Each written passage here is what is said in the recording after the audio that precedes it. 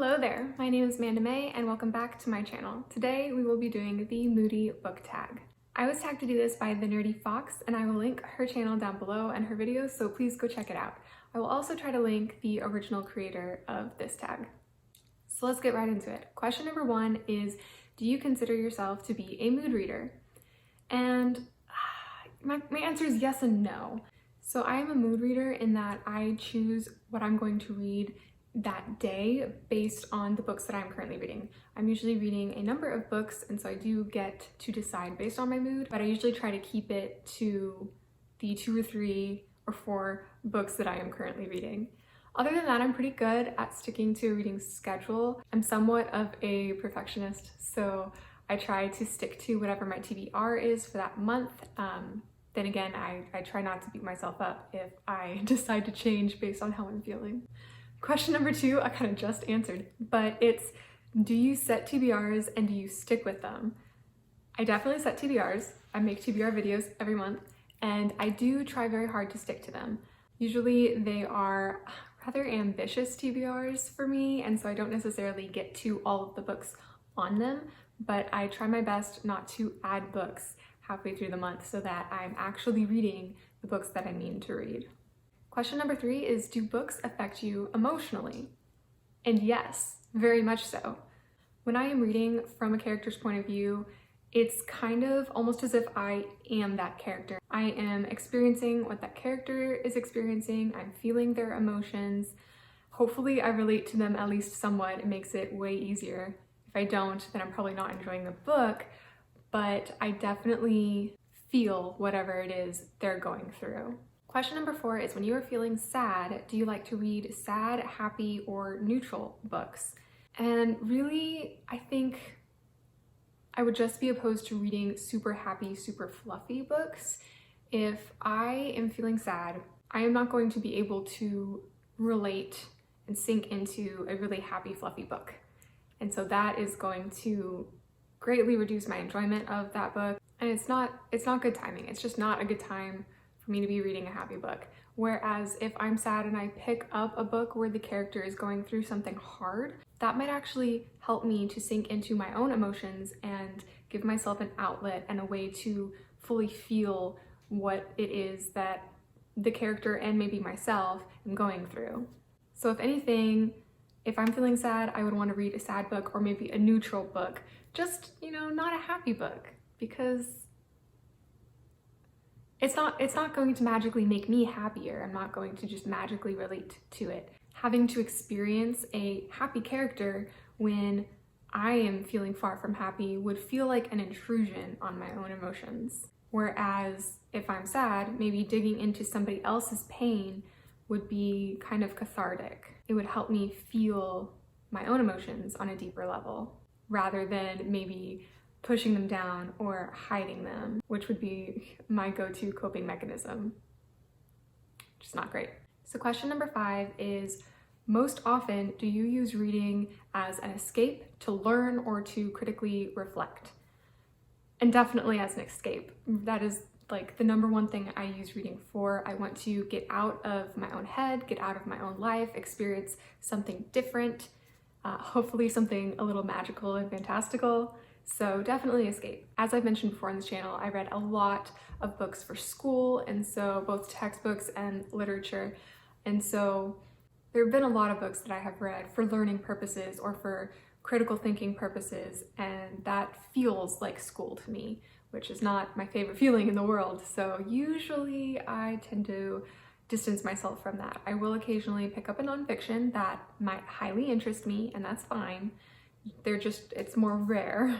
Number 6 is, what is a book that made you laugh out loud? And the first book that comes to mind is 6 of Crows by Leigh Bardugo. The characters in that book are just so snarky and so witty, and they're quick to make jokes, and their jokes are kind of dry. They're a little more sarcastic, which is my kind of humor. So definitely I was laughing out loud reading that book. Number 7 is, what is a book that made you cry? Or if you don't cry, one that moved you? And the first thing I think of is Kingdom of Ash by Sarah J. Maas. It's the finale to the Throne of Glass series, and there's one chapter in particular where something really tragic happens, and I was just bawling because it was happening to my favorite character. And I just, I had to stop reading because I couldn't see the page through my tears. But another example that I can think of is The Hero of Ages, which is the finale to the Mistborn series by Brandon Sanderson. And the ending to that book, it was also tragic, but it was also beautiful and really well done. And so I was crying for both pain and beauty, and almost not happy tears seems like the wrong way to say it, but just, you know, when something's so beautiful that it moves you, that kind of crying. And then there's the fact that it was the end of a series that I highly enjoyed, and I didn't know what to do with myself and was feeling kind of lost since that series had ended for me. So sad. Number 8 is, what is a book you didn't even know how you felt about after you finished it? And I think for this one, I'm gonna go with Sky in the Deep by Adrienne Young. Sky in the Deep is a Viking-inspired fantasy, and it was just a little lackluster. I enjoyed reading it enough, but it didn't make me feel very much. So when I was done reading it, I was just like, oh, okay, that was nice. It wasn't that I didn't like it, but I also didn't super enjoy it. So yeah, I wasn't really sure how I felt about it. Question number 9 is, are you more likely to read on a sunny or cloudy day? And I'd say neither. I'm more likely to read on a rainy day. Well, I guess if it's rainy, it's cloudy. So cloudy day it is. Although honestly, if it's sunny outside and I can sit next to a window where there's direct sunlight and kind of like soak in the warmth, kind of like a cat would sunbathe on a windowsill, that is my happy place. Reading while on a nice comfy couch next to a window with direct sunlight, ugh, that is the best feeling in the world. So you know what? It really doesn't matter. I'll read both on sunny days and on cloudy days. Read every day. Come on, guys. Question number 10 is, do you usually set the mood when you read? Music, lights, smells, etc. I somewhat do. I just recently started using the TV in our bedroom for background ambiance. I would get on YouTube and find like campfire videos or just maybe landscape videos with either nature sounds or maybe some neutral sounding music in the background. I don't know. So in that sense, I do set the mood. I also really like somewhat dim lighting because, well, usually I'm reading before bed, so it's already dark outside, so there's no sunlight, but I like using twinkly lights. I just recently put up some twinkly lights in my master bedroom, which makes me feel like I'm a college student again, but I don't care because it makes me happy. So I'll put those on with the ambiance in the background. I don't really light candles for reading necessarily. I don't really like strong smells. So usually the candle goes in a part of the house that is really open, and I'm usually reading in the bedroom, which is not really open. So the candle I can skip, but the ambiance and the lighting, I do both of those. Question number 11 is, can you leap from book to book or do you need buffer time in between? And I can definitely leap from book to book. Like I said, I usually read multiple books at once, and I really don't have any problem going from one to the other. Now, if I'm really enjoying one, I'm not gonna put it down and go read something else. Like if I have a choice, I'll just keep reading that. But there's nothing other than my enjoyment of that book that would stop me from then picking up something completely different. That's totally fine.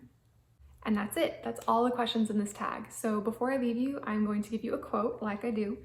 And today we're going to do a quote from A Court of Mist and Fury in honor of A Court of Silver Flames that just came out this past week. I am still waiting on my copy, but so be it, that's fine.